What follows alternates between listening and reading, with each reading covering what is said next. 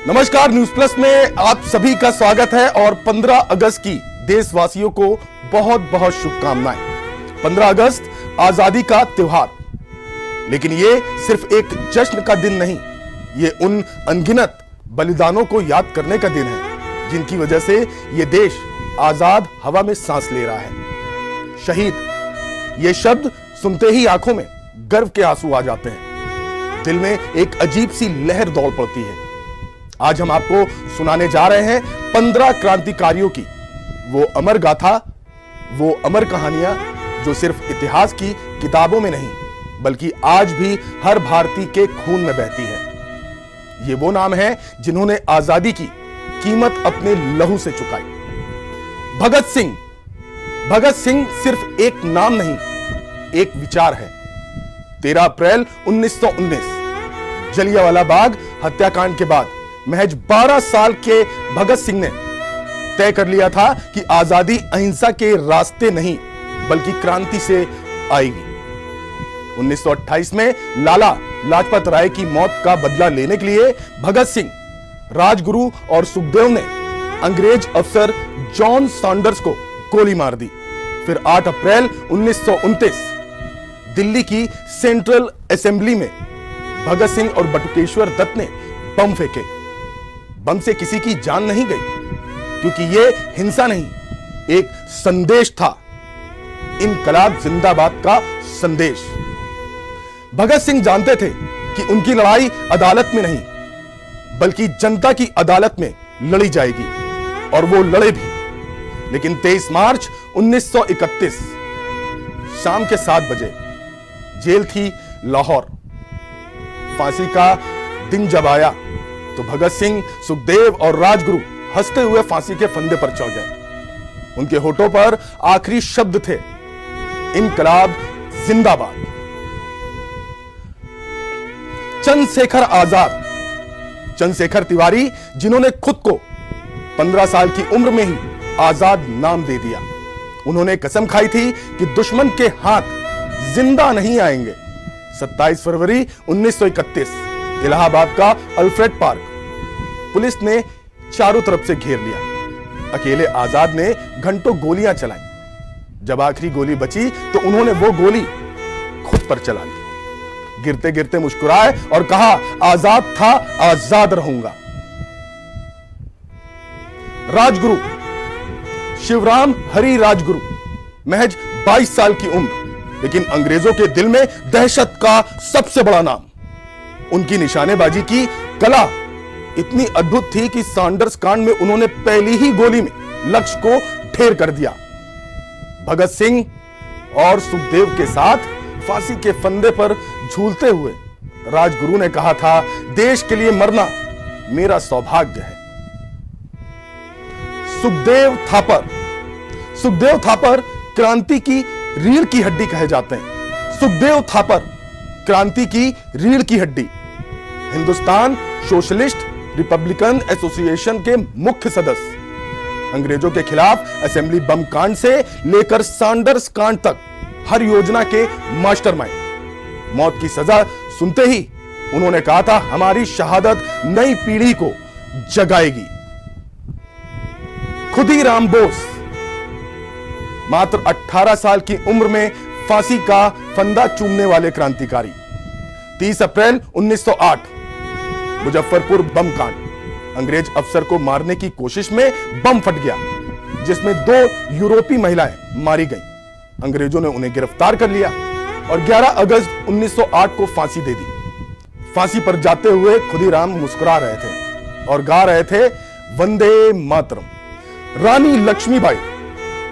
1857 भारत का पहला स्वतंत्रता संग्राम, और इस संग्राम की सबसे चमकदार तलवार थी रानी लक्ष्मीबाई की, जिन्होंने कहा था, मैं अपनी झांसी नहीं दूंगी। यह सिर्फ एक वाक्य नहीं बल्कि वो कसम थी जो रानी ने अंग्रेजों के सामने खाई। ग्वालियर की रणभूमि पर घोड़े बादल पर सवार होकर उन्होंने आखिरी सांस तक लड़ाई लड़ी और जब उन्होंने प्राण त्यागे तो हर हिंदुस्तानी के दिल में ज्वाला भड़क उठी। विनायक दामोदर सावरकर। अंग्रेजों ने जिनसे सबसे ज्यादा डर महसूस किया वो थे विनायक दामोदर सावरकर। लंदन में पढ़ते हुए उन्होंने क्रांतिकारी आंदोलन की नींव रखी। अभिनव और भारत संगठन से लेकर 1857 का स्वतंत्र समर जैसी पुस्तक, उनका हर शब्द आजादी का पैगाम था। अंग्रेजों ने उन्हें काला पानी की सजा दी, लेकिन अंडमान की काल कोठरी भी उनकी कलम और विचारों को कैद नहीं कर सकी। बाल गंगाधर तिलक ने कहा कि स्वराज मेरा जन्म सिद्ध अधिकार है और मैं इसे लेकर रहूंगा। तिलक ने जनता के दिलों में स्वराज की लौ जलाई। उन्होंने गणेशोत्सव और शिवाजी जयंती को जन आंदोलन का रूप दिया। अंग्रेजों के खिलाफ उनके भाषण और उनके लेख केसरी अखबार से गूंजते रहे और वो खुद इस आजादी की मिसाल के तौर पर जाने गए। लाला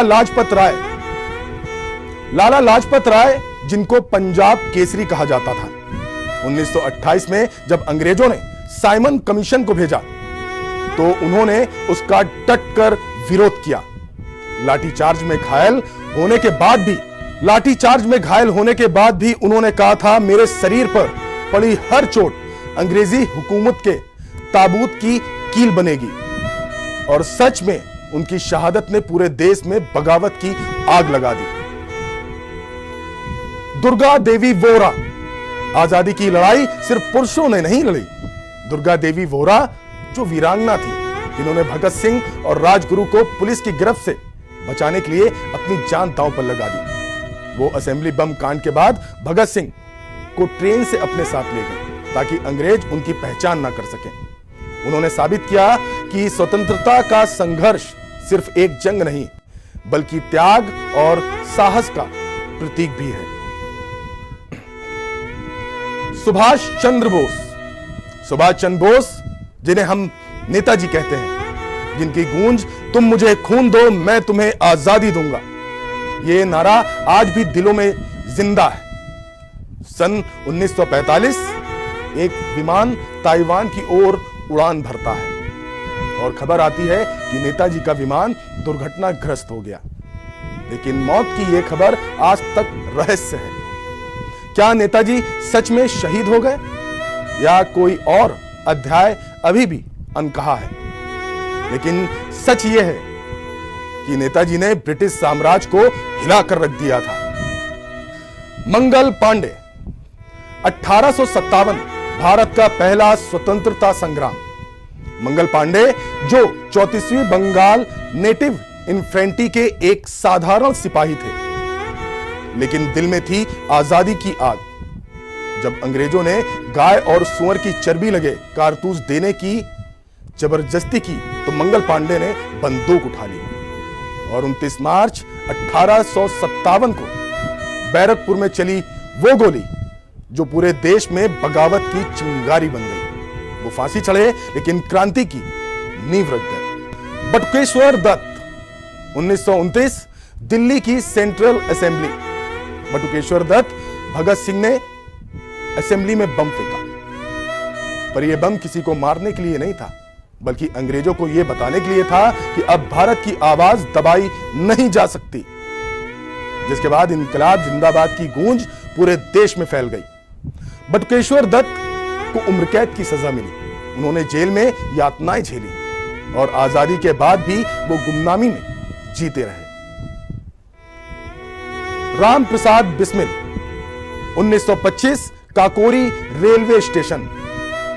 हिंदुस्तान रिपब्लिकन एसोसिएशन के क्रांतिकारी रामप्रसाद बिस्मिल, अशफाक उल्लाह खान और उनके साथियों ने अंग्रेजों की सरकारी ट्रेन लूटी ताकि आजादी की लड़ाई के लिए हथियार खरीदे जा सके। रामप्रसाद बिस्मिल जो कवि, क्रांतिकारी और निडर योद्धा थे।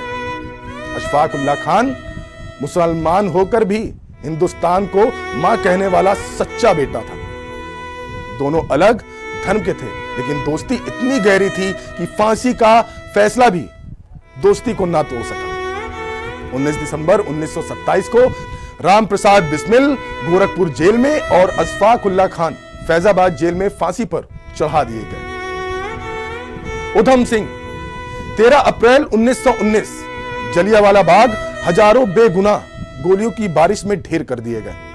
इस खून की नदी में एक नौजवान के दिल में बदले की आग जल उठी।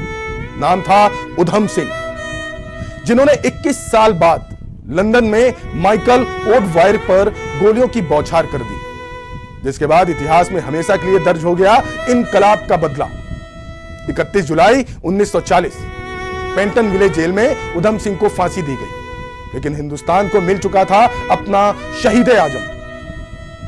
ये सिर्फ नाम नहीं, ये वो कहानियां हैं जिनके हर पन्ने में खून की महक और मातृभूमि का जुनून बसा है। ये वो चेहरे हैं जिन्होंने आजादी के रंग में अपना लहू घोल दिया, ताकि हम और आप बिना बेड़ियों के सांस ले सकें। 15 अगस्त आजादी का दिन है, लेकिन क्या ये सिर्फ एक तारीख है, या ये उन चीखों, उन हंसी के ठहाकों और उन फांसियों के तख्तों की याद है जिन पर चढ़ते वक्त भी क्रांतिकारी बोले थे इनकलाब जिंदाबाद। जरा सोचिए, जब 15 अगस्त की सुबह सूरज की पहली किरण हमारे तिरंगे पर पड़ती है, तो उसके पीछे कितनी अनगिनत कुर्बानियों की लाली छुपी होती है। ये आजादी हमें यूं ही नहीं मिली, किसी ने अपने सपनों की कुर्बानी दी, किसी ने अपनी जमानी की और किसी मां ने अपने लाल की। इन क्रांतिकारियों के घर अक्सर चूल्हा ठंडा रहा, क्योंकि घर का कमाने वाला देश के लिए शहीद हो चुका था। और आज जब हम खुलकर सांस लेते हैं, जब तिरंगा खुलकर लहराता है, तो उसमें सिर्फ रंग नहीं, उन माओं की आंसू, बहनों की सिसकियां और पत्नियों के टूटे सपने भी शामिल होते हैं। ये आजादी सिर्फ एक तोहफा नहीं, ये वो अमानत है जो हमें उन लोगों ने दी, जिन्होंने खुद के कल को मिटाकर हमारा आज बनाया। तो आओ इस 15 अगस्त सिर्फ खुशियां ना बनाएं, बल्कि उन शहीदों और उनके परिवारों को दिल से सलाम करें, जिनकी कुर्बानियों पर हमारा हिंदुस्तान खड़ा है। क्योंकि देश की आजादी हर हिंदुस्तानी का सबसे बड़ा गर्व है। आप सभी को एक बार फिर से इस आजादी के त्योहार की बहुत बहुत शुभकामनाएं। लेकिन जो कहा है वो याद रखना। जय हिंद, जय भारत, धन्यवाद।